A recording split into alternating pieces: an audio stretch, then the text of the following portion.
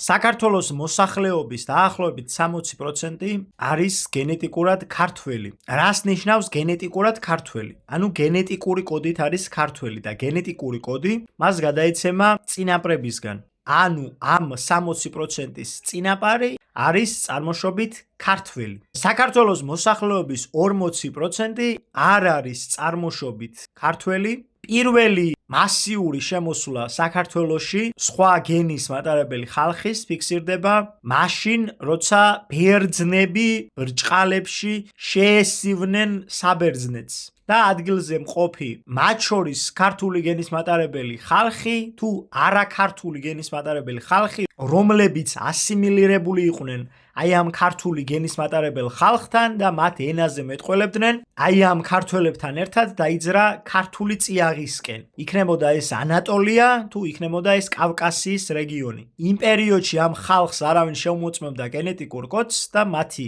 ბრჭყალებში ქართველობა ლინგვისტურ მხარესთან იყო დაკავშირებული, ანუ მეტყველებდა ქართულად, იყო ქართველი და ასე მივიღეთ ჩვენ პირველი ქართულ წიაღთან ასიმილირებული ადამიანები საქართველოს ტერიტორიაზე. ამის შემდეგ რასაკვირველია, მრავალი ისტორიული მოვლენა ფიქსირდება ანატოლიაში თუ მის მიმდებარე ტერიტორიებზე, როდესაც კიმერიელებმა და სკვითებმა მოსპეს ურარტუს სამეფო, ურარტულები გაიშალნენ თელს დედამიწაზე ლამის, ერთი ნაწილი გადმოსახლდა იბერიაში, ერთი ნაწილი გადმოსახლდა კოლხეთში და მესამე ნაწილი ან მიმოიფანტა, ან დასავლეთით აიღო გეზი. ანუ ურარტუელებმა საქართველოს ტერიტორიაზე მოიტანეს J2M67 ხაზის განშტოება გენეტიკური კოდები. ამის შემდეგ ან ამავე პერიოდში რასაკვირველია, ჩვენ ვიცით, რომ ქალაქი ურიდან მოდიან ებრაელები და ებრაელებიც რასაკვირველია ურარტუელების მსგავსად J2 ხაზში არიან. შესაბამისად მეორე ნაკადი J2 ხაზის საქართველოში ებრაელებმა შემოიტანეს. დროთან განმავლობაში საქართველოში სკვითები, ბერძნები, სპარსელები, არაბები თუ სხვა ტომელები შემოდიოდნენ და სახლდებოდნენ.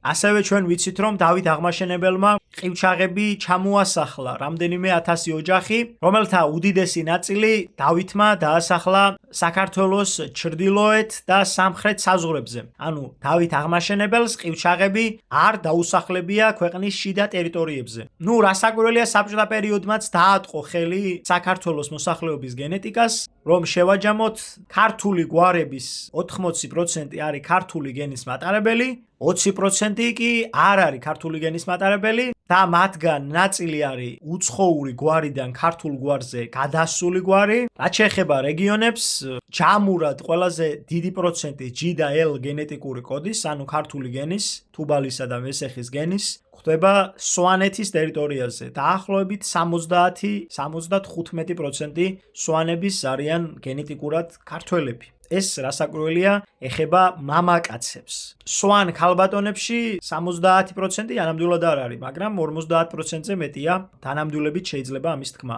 უფალმა გაგახაროთ და გაგაძლიეროთ, უფალმა კეთილგზაზე გატაროთ მუდამ.